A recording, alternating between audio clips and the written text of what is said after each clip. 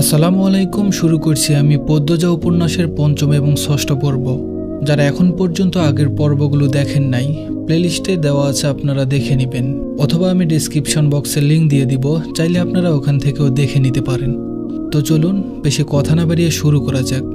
লাহারি ঘর দুভাগ করা হয়েছে চাদরটা নিয়ে।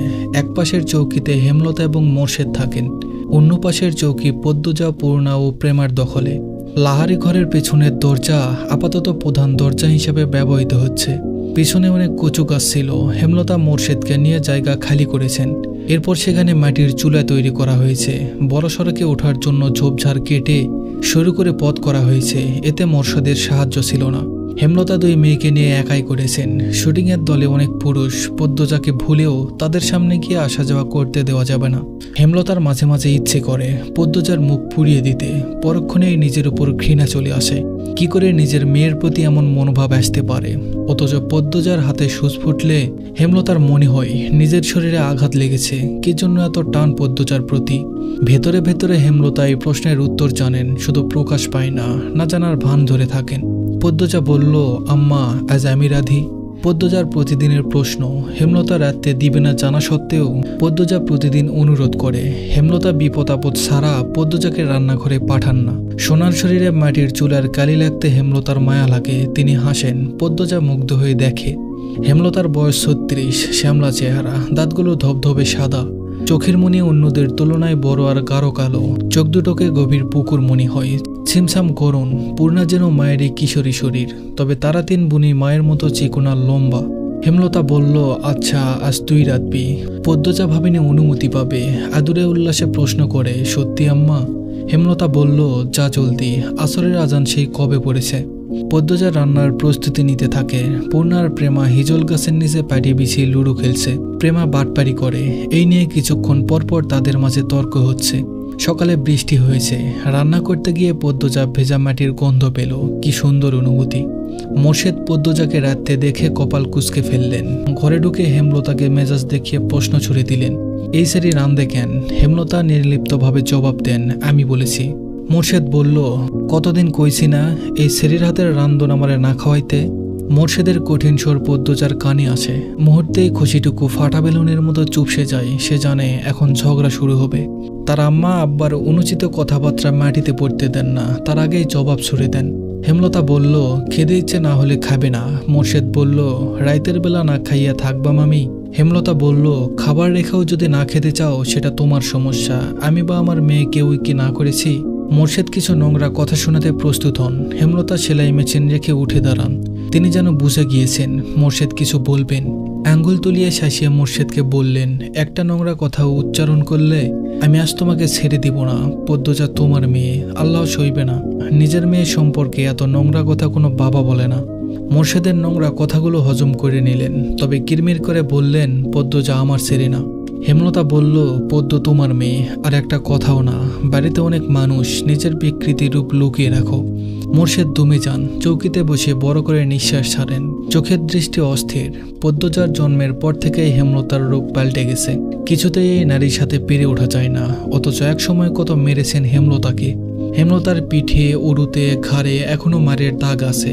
সময় কোন জাদু বলে হেমলতাকে পাল্টে দিল জানা নেই মোর্শেদের। রাতের একটা শুট করে সবাই বিশ্রাম নিচ্ছিল। চিত্রা তখন কথায় কথায় জানালো, লাহোরে ঘরে গিয়েছিলাম। মগাজে মেয়েটার কথা বলেছিল তাকে দেখতে। চিত্রার কথাই লিখুন আগ্রহ পেল না। চিত্রা কখনো কোনো মেয়ের প্রশংসা করে না। খুদ খুঁজে বের করতে ভালো জানে। নিজেকে খুঁতহীন সেরা সুন্দরী মনে করে। চিত্রা বলল, মেয়েটার নাম পদ্মজা। মগা পুরো নামটা জানি কি? চিত্রা মগার সাথে কথা বললে মগা খুব লজ্জা পায়, এখনো পেল। লাজুক ভঙ্গিতে জবাব দিল, উম্মে পদ্মজা। চিত্রার পাশ থেকে সেলিনা পারভিন প্রশ্ন করলেন, কি নিয়ে আলাপ হচ্ছে? সেলিনা পারভিন চলমান চলচ্চিত্রের চিত্রার মায়ের অভিনয় করছেন। চিত্রা বলল, এই বাড়ির মালিক যিনি, উনার বড় মেয়ের কথা বলছি। এমন সুন্দর মুখ আমি আর দ্বিতীয়টি দেখিনি। মেয়েটার মুখ দেখলেই বুকের ভেতর নিকশিত বিশুদ্ধ ভালো লাগার জন্ম হবে। এত শ্রী আল্লাহ দিয়েছেন মেয়েটাকে। লেখন সহ উপস্থিত সবাই অবাক হলো। চিত্রার মুখে কোনো মেয়ের প্রশংসা অবিশ্বাস্য। সবাইকে অবাক হয়ে তাকাতে দেখে চিত্রা বিব্রত বোধ করল। গলার জোর বাড়িয়ে বলল, সত্যি বলছি, সন্ন্যাসী ছাড়া কোনো পুরুষই এই মেয়েকে উপেক্ষা করতে পারবে না। পদ্মজাকে নিয়ে বেশিক্ষণ আলোচনা চলল। আগ্রহ বেশি লিখনের ছিল। যখন জানল পদ্মজার 16 বছর তখন সে দমে গেল। ছোট মেয়ে, হয়তো এমন বয়সে বেশিরভাগ মেয়েরা স্বামীর ঘরে থাকে, তবুও লিখনের পদ্মজাকে খুব ছোট মনে হচ্ছে। তার একটা বোন আছে 16 বছরের, এখনো 2 বেনি করে স্কুলে যায়, কত ছোট দেখতে। লিখন আনমনে হেসে উঠল। হিজল গাছের নিচে দাঁড়িয়ে আছে পদ্মজা, রাতের জোনাকি পোকা চারিদিকে। পদ্মজা প্রায় রাতে মুগ্ধ হয়ে দেখে জোনাকি পোকাদের, মনে হয় দল বেঁধে হারিকেন নিয়ে নাচছে তারা। তবে এই মুহূর্তে রাতের এই সৌন্দর্য পদ্মজার মনে ঢুকতে পারছে না। পদ্মজা ঠোঁট কামড়ে কাঁদছে, চোখ দুটো জ্বলছে খুব। মোর্শেদ রান্না খারাপ হওয়ার অজুহাতে থালাভর্তি ভাত তরকারি ছুঁড়ে ফেলেছে পদ্মজার মুখে, চোখে ঝোল পড়েছে। তা নিয়ে হেমলতার সে কি রাগ। মোর্শেদ অবশ্য চুপ ছিলেন, তিনি তো রাগ মিটিয়েই ফেলেছিলেন, আর তর্ক করে কি হবে। হেমলতা ভেজা কণ্ঠে প্রশ্ন করলেন, খুব জ্বলছে রে মা? পদ্মজা তাকালো। পদ্মজা জবাব দিতে পারল না, ঠোঁট ভেঙে কেঁদে উঠল। মা ছাড়া পৃথিবীতে আর কেউ নেই তার। মায়ের আদর ছাড়া কারো আদর পাওয়া হয়নি, সবাই তার দোষ খোঁজে। হেমলতার বুক চিরে দীর্ঘশ্বাস বেরোলো। পদ্মজা শিসকান্দনে, ছোট থেকেই কাঁদছে, তবুও জল ফুরায় না, মন শক্ত হয় না। এমন হলে তো চলবে না। পদ্মজার কান্নার বেগ বাড়ল। হেমলতা সদ্য কাটা বড় গাছের বাকি অংশে বসলেন, চুপ করে পদ্মজার ফোঁপানো শুনছেন। পদ্মজা শান্ত হয়ে মায়ের পাশে বসল, তার মাথা নত। হেমলতা উদাস গলায় বললেন, এভাবে চলবে না পদ্ম। পদ্মজা তাকালো। হেমলতা বললেন, শোন পদ্ম, কেউ আঘাত করলে কাঁদতে নেই, কারণ মানুষ আঘাত করে কাঁদানোর জন্যই। আর যখন উদ্দেশ্য সফল হয় তখন তারা শান্তি পায়। যে আঘাত করলো তাকে কেন শান্তি দিবি, শক্ত থাকবি, বুঝিয়ে দিবি তুই এত দুর্বল নয়, যারে তারে পাত্তা দিস না। হাজার কষ্টেও কাঁদবি না। কান্না সাময়িক সময়ের জন্য মন হালকা করে, পুরোপুরি নয়। যে তোকে আঘাত করবে তাকে তুই তোর চালচলন দিয়ে ছিন্ন ভিন্ন করে দিবি। তখন তার মুখটা দেখে তোর যে শান্তিটা হবে সেটা কান্না করার পর হবে না, এই শান্তি স্থায়ী। হেমলতার কথা পদ্মজার উপর প্রভাব ফেলল না। সে করুণ স্বরে বলল, কিন্তু আব্বার ব্যবহার আমার সহ্য হয় না আম্মা, আমার সাথে কেন এমন করে আব্বা? হেমলতা বলল, তাকে কখনো সামনাসামনি আব্বা ডাকার সুযোগ পেয়েছিস? পাসনি, তবুও কেন আব্বা আব্বা করিস? তাকে তুই পাত্তা দিবি না। পদ্মজা বলল, তুমি খুব কঠিন আম্মা। হেমলতা বলল, তোকেও হতে হবে। পদ্মজা বলল, আব্বা কেন এমন করে আম্মা? আমি কি আব্বার মেয়ে না? আব্বা কেন বারবার বলেন আমি তার মেয়ে না? হেমলতা চোখ সরিয়ে নেন। পদ্মজা জানে এর জবাব সে পাবে না। দাঁতে দাঁত চেপে কান্না আটকানোর চেষ্টা করে। হেমলতা এক হাত পদ্মজার মাথায় রাখেন আর বলে, কাঁদিস না আর। মায়ের রং না হয়ে পাসনি, মায়ের মতো শক্ত হওয়ার তো চেষ্টা করতে পারিস। পদ্মজা নির্লজ্জ হয়ে আবার প্রশ্ন করল, আম্মা আমি কি আব্বার মেয়ে না? বলো না আম্মা। পদ্মজার চোখ বেয়ে জল পড়ছে, খুব মায়া লাগছে হেমলতার, বুক ভারী হয়ে আসছে। তিনি আবেগ লুকিয়ে কণ্ঠ কঠিন করার চেষ্টা করলেন আর বললেন, মার খাবি পদ্ম, কতবার বলবো তুই আমার আর তোর আব্বার মেয়ে। পদ্মজা বলল, কি নাম আমার আব্বার? কি শান্ত কণ্ঠ পদ্মজার। হেমলতা চমকান, তবে প্রকাশ করলেন না। মেয়েদের সামনে তিনি কখনো দুর্বল হতে চান না। পদ্মজার দিকে ঝুঁকে কণ্ঠ খাদে নামিয়ে বললেন, তোর আব্বার নাম মোর্শেদ মোড়ল। পদ্মজা হতাশ হয়ে দীর্ঘশ্বাস ছাড়ল। মাকে খুব বিরক্ত লাগছে এখন, খুব কঠিন করে বলতে ইচ্ছে হচ্ছে, যাও এখান থেকে, আমার কাছে আর আসবে না, কখনো না। কিন্তু সে এমন ব্যবহার করতে বাস্তবে কখনোই পারবে না, কখনো না। রাতের বাতাসে ভেসে আসছে হাসনাহেনা ফুলের ঘ্রাণ, আকাশে থালার মতো চাঁদ, ঝিরিঝিরি মোলায়েম বাতাস চারিদিকে। পদ্মজার চোখের জল শুকিয়ে গেল। হেমলতা ঝিম মেরে বসে আছেন। একসময় নিস্তব্ধতা কাটিয়ে একটা অসহায় কণ্ঠ ভেসে আসলো, মায়েরা তাদের জীবনের গোপন গল্প সন্তানদের বলতে পারে না রে পদ্ম। পদ্মজা তাকালো। হেমলতা ছলছল চোখে তাকিয়ে আছেন। পদ্মজার কান্না পেল। মানুষটাকে এত নরম রূপে মানায় না। পদ্মজা আশ্বস্ত করে বলল, আমি আর কখনো জানতে চাইব না আম্মা। শুটিং দলের একজনও বাড়িতে নেই, সবাই স্কুলের মাঠে গিয়েছে। কয়দিন ধরে নদীর ঘাটে যেতে না পেরে তৃষ্ণার্ত হয়ে উঠেছে পদ্মজা। এই সুযোগ হাতছাড়া করা যাবে না। হেমলতার অনুমতি নিয়ে সে ঘাটে চলে আসলো। ঘাটের সিঁড়িতে বসলো। কয়েক সেকেন্ড পর টের পেল গান বাজছে কোথাও। গানের সুর অনুসরণ করে কয়েকটা সিঁড়ি নেমে আসে। ঘাটের বাম পাশে বাঁধা নৌকায় একজন পুরুষ বসে আছে, হাতে রেডিও। গানের উৎস তাহলে এখানেই। পদ্মজা বিব্রত বোধ করলো। উল্টো দিকে ঘুরে ব্যস্ত পায়ে লাহারি করে চলে আসে। পদ্মজা এত দ্রুত ফেরাতে হেমলতা প্রশ্ন করেন, কেউ ছিল? পদ্মজা মাথা নাড়ালো। হেমলতা চিন্তিত স্বরে প্রশ্ন চললেন, কিছু বলেছে? দেখতে কেমন? পদ্মজা বলল, না আম্মা, কিছু বলেনি, আমাকে দেখেইনি। মাথার চুল ঝাঁকড়া, মুখ খেয়াল করেনি। পূর্ণা পুলকিত হয়ে বলল, এটাই তো লিখন শাহ, নায়ক। হেমলতা আর কিছু বললেন না। পূর্ণা সারাক্ষণ শুটিং দলটার আশেপাশে ঘুরঘুর করে। হেমলতা বিরক্ত হয়ে পূর্ণাকে করার নিষেধ দিয়েছেন আর না যেতে। যদি যায় মার একটাও মাটিতে পড়বে না। পূর্ণা ভয় পেয়েছে। কিন্তু লিখন শাহ আর চিচ্চা দেবীর জুটিটা এত ভালো লাগে তার যে শুটিং না দেখলে দম বন্ধ লাগে। তাই সে চুপিসারে টিনে একটা ছিদ্র করেছে। হেমলতা সেলাই মেশিন লাহোরি ঘরের পিছনে বারান্দায় রেখেছেন, সারাক্ষণ সেখানেই থাকেন। সে সময় পূর্ণা ছিদ্র দিয়ে উকি দেয়, শুটিং দেখে। পূর্ণাকে সব সময় দেখতে দেখে পদ্মজার আগ্রহ জাগলো, সে উকি দিল। ঝাঁকড়া চুলের মানুষটা একজন অতি সুন্দরী মেয়েকে কোলে তুলে নিয়েছে, দৃষ্টি মোহময়। প্রেমময় গানের সুরধ্বনি বাড়ি জুড়ে ক্যামেরা ধরে রেখেছেন কেউ কেউ। গানের শুটিং বোধ হয়। পদ্মজা অদ্ভুত অনুভূতি অনুভব করলো, লজ্জা পেল, চোখ সরিয়ে নিল। রাতে ঝড় এসেছিল, লাহারি ঘরের পেছনে তৈরি পথ বন্ধ হয়ে গেছে গাছের ভাঙা ডালপালা দিয়ে। হেমলতার একার পক্ষে সম্ভব না পথ খালি করার, তাই পদ্মজা পূর্ণা স্কুল থেকে বাড়ির সামনে দিয়ে ফিরছিল। উঠোনে শুটিং দলের সবাই ছিল। পদ্মজা মাথা নত হয়ে থেমে থেমে কাঁপতে থাকে। পথ শেষই হচ্ছে না, মাথার ঘোমটা টানা। অনেকের নজরে পদ্মজা চলে আসে। মিলন নামের একজন পূর্ণাকে ডাকলো, এই পূর্ণা। পূর্ণা দাঁড়ালো, সাথে পদ্মজাও। পদ্মজা শুটিং দলটার দিকে তাকাচ্ছে না। মিলন পদ্মজার দিকে চোখ স্থির রেখে পূর্ণাকে প্রশ্ন করল, পাশের মেয়েটাকে প্রথম দেখছি? পূর্ণা বলল, আমার বড় আপা। মিলন বলল, আপন? মিলন ভারী আশ্চর্য হয়ে বলল, 10 দিন হলো এখানে আসার। কখনো পূর্ণা প্রেমা ছাড়া কোনো মেয়েকে চোখে পড়ল না, কোনটা শোনাও যায়নি। তাই বড় বোন বলতে সে খুব অবাক হলো। পূর্ণা হেসে বলল, হ্যাঁ আপন। মিলন বিড়বিড় করে বলল, চেহারার তো মিল নেই। দুই বোন লাহারি ঘরে চলে আসলো। পদ্মজা হাঁপ ছেড়ে বাঁচলো, ভেতরে এত কাঁপছিল। অনেক মানুষের পা দেখেছে, চোখ তুলে মানুষগুলোর মুখ দেখার সাহস হয়নি, তবে ইচ্ছে হয়েছিল চোখ তুলে তাকাতে। বিকেলে হাজেরা আসলো, সবুর মিয়ার স্ত্রী। সবুর দিনরাত গাঁজা খেয়ে পড়ে থাকে, বউ বাচ্চাদের খোঁজ রাখে না। হাজেরা এই বাড়ি ওই বাড়ি এটা ওটা চেয়ে নেয়, এরপর 2 বাচ্চা নিয়ে খায়।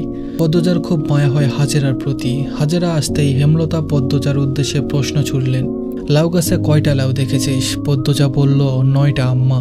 হেমলতা বলল, পূর্ণা কই? ওরে বল 2টা লাউ হাজারাকে দিয়ে দিতে, কাঁচামরিচও দিতে বলবি। পদ্মজার মুখে কালো আধার নেমে আসে। হেমলতা পদ্মজার মুখ দেখে বুঝতে পারেন পূর্ণা বাড়িতে নেই। হেমলতা বলল, টিভি দেখতে গেছে তাই না? পদ্মজাকে দ্বিধাগ্রস্ত হতে দেখা গেল। বিব্রতভাবে বলল, আম্মা আমাকে বলে গেছে। হেমলতা বলল, তুই ওর অভিভাবক? একটু শরীরটা খারাপ লাগছে বলে শুয়েছি, অমনি সুযোগটা লুটে নিয়েছে। পদ্মজা বলল, আম্মা আমার দোষ, পূর্ণারে কিছু বলো না। পদ্মজার ভেজা কণ্ঠ হেমলতার রাগ উড়িয়ে দিল। তিনি অন্যদিকে মুখ করে শুয়ে বললেন, হাজিরাকে নিয়ে যা, ঘুমটা টেনে যাবি। বেগুন বেশি হলে কয়েকটা দিয়ে দিস। পদ্মজার মন ভরে গেল। তার মায়া তো বেশি উদার, কখনো কাউকে ফিরিয়ে দেন না। সামর্থ্যের মধ্যে আরো বেশি কিছু দেওয়ার মতো থাকলে তিনি কার্পণ্য করেন না। তবে হাজেরার স্বভাব অভাবে নষ্ট হয়েছে, চুরি করার প্রবণতা আছে, তাই পদ্মজাকে যেতে বললেন। উঠোনের এক কোণে এবং লাহারি ঘরের ডান পাশে লাউয়ের মাচা, 9টা লাউ ঝুলে রয়েছে।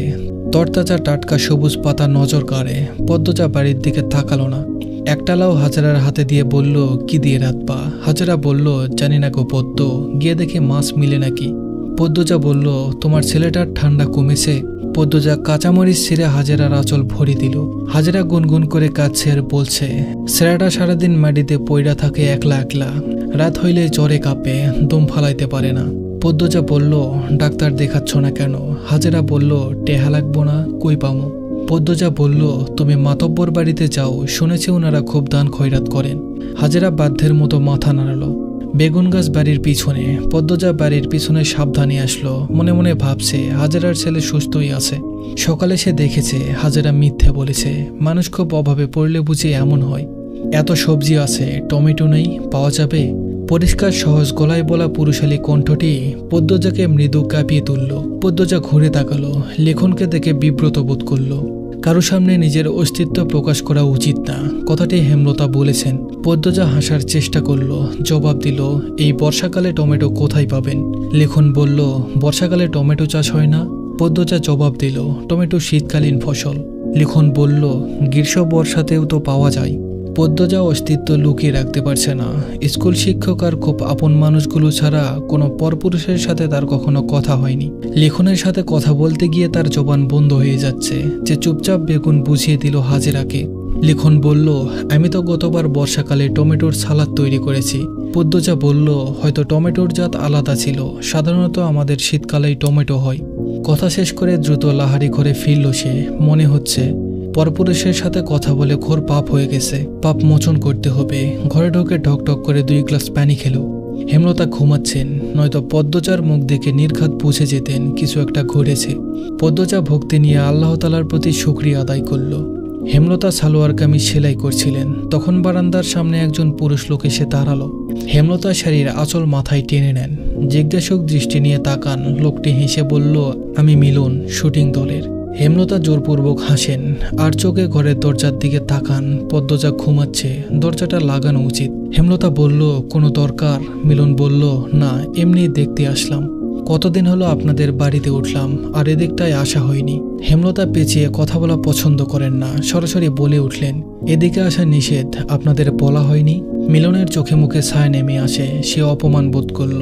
আমতা আমতা করে বলল, আচ্ছা, আসছি। মিলন স্থান ত্যাগ করল। যাওয়ার পূর্বের তার তীক্ষ্ণ চোখের দৃষ্টি হেমলতার নজর এড়াতে পারল না। হেমলতা চোখ বুজে জীবনের হিসাব কষেন, এরপর ঘুমন্ত পদ্মজার দিকে তাকান। পূর্ণার চেয়ে পদ্মজার বেশি আগ্রহ শুটিং দেখায়। টিনের ছিদ্র আরো 2টা করেছে।